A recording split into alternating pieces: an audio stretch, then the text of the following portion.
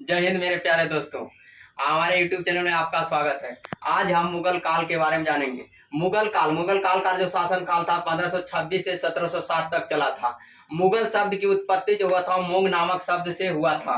मुगल शब्द का संस्थापक बाबर को माना जाता है। मुगल वंश का संस्थापक बाबर को माना जाता है। आइए बाबर के बारे में जानते हैं। बाबर का जो शासन काल था 1526 से 1530 तक चला था। बाबर शब्द दो शब्दों का मिश्रण था। पिता की ओर से तैमूर वंश का 5वां वंशज और माता की ओर से चंगेज खां का 14वां वंशज कहलाता था।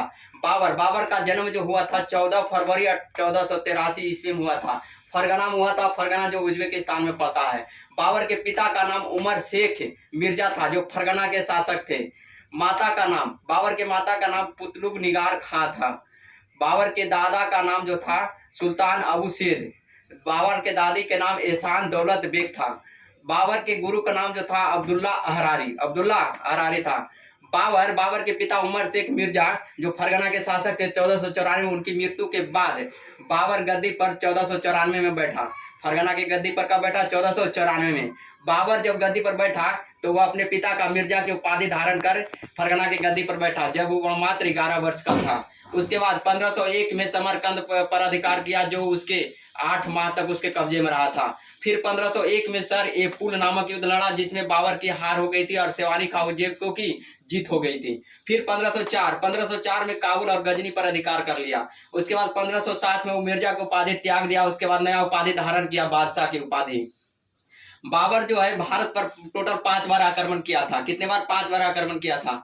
1519 में बाजार और भेरा का किला जीता था जिसमें बाबर ने प्रथम बार बारूद एवं तोपों का आविष्कार प्रयोग किया था।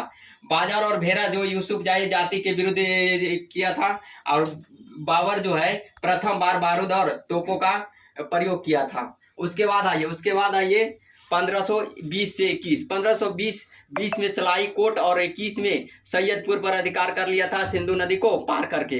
फिर 1524 में पेशावर का अभियान किया। पेशावर के अभियान में ही निमंत्रण दिया था पंजाब के गवर्नर दौलत खां का बेटा जो था दिलावर खां। उसके बाद राणा सांगा और आलम खां लोधी, यह सब मिलकर बाबर को निमंत्रण दिया था कि आप भारत आइए और इमाम लोधी को हराइए। उन्होंने पानीपत का प्रथम युद्ध, बाबर ने पानीपत का प्रथम युद्ध 21 अप्रैल 1526 में बाबर और इब्राहिम लोधी के बीच हुआ था जिसमें बाबर की जीत हुई थी और इब्राहिम लोधी की हार हो गई थी। कहेगा कि लोधी वंश का कौन ऐसा शासक था जो युद्ध स्थल में मारा गया था? इब्राहिम लोधी। पानीपत के प्रथम युद्ध जीतने के बाद उन्होंने काबुल वासियों को एक चांदी के सिक्के दिया था जिसके कारण बाबर को कलंदर की उपाधि दिया गया।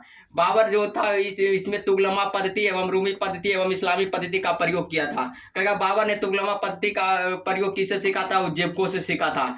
बाबर की ओर से तोपची और तोपची जो था तोप चलाने वाला था मुस्तफा खां था और बंदूक चलाने वाला था उस्ताद अली खां था। उसके बाद आइए खानवा का युद्ध जो है बाबर 17 मार्च 1527 ईस्वी में लड़ा था जिसमें राणा सांगा चित्तौड़ के शासक राणा सांगा था जिसमें राणा सांगा की हार हो गई थी और बाबर की जीत हुई थी। बाबर जीत के बाद गाजी की उपाधि धारण किया था खानवा के युद्ध के बाद। उसके बाद आया चंदेरी का युद्ध 29 जनवरी 1528 में जो था वह चंदेरी के शासक मेदिनी राय के भी विरुद्ध किया था। जो मेदिनी राय चंदेरी का शासक था, चंदेरी एमपी में पड़ता है, जिसमें बाबर की जीत और मेदिनी राय की हार हो गई थी। उसके बाद आइए घाघरा के युद्ध 6 मई 1529 में हुआ था जो बिहार के शासक महमूद लोदी और संयुक्त अफगान के बीच किया था जिसमें बाबर की जीत हुई थी और महमूद लोदी और संयुक्त अफगान के हार हो गया था। उसके बाद 26 दिसंबर 1530 में बाबर की मृत्यु हो गई थी।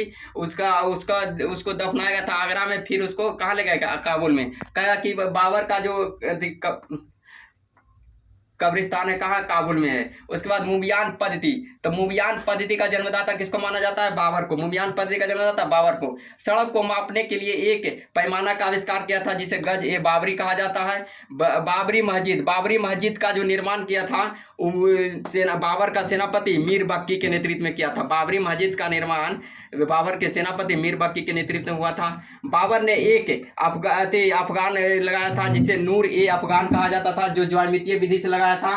जो जिसे अभी फिलहाल में आराम बाग कहा जाता है। उसके बाद आई बाबर ने 2 महत्वपूर्ण खेल भारत में लाया था। पहला गंजीफा का अर्थ होता है ताशों का खेल। दूसरा था इश्कबाजी था कबूतरों का खेल, कबूतरों को आपस में लड़ाने का खेल। बाबर का जो सबसे लोकप्रिय खेल था जो था ये इश्कबाजी था। कौन सा? इश्कबाजी था। और थैंक यू मेरे दोस्त, इसी तरह आप हमारे सपोर्ट कीजिए चैनल को। और बाकी थैंक यू मेरे दोस्त, आगे हमारे यूट्यूब चैनल को सब्सक्राइब कीजिए और शेयर कीजिए। इसी तरह वीडियो पाने के लिए हमारे साथ बने रहिए। जय हिंद।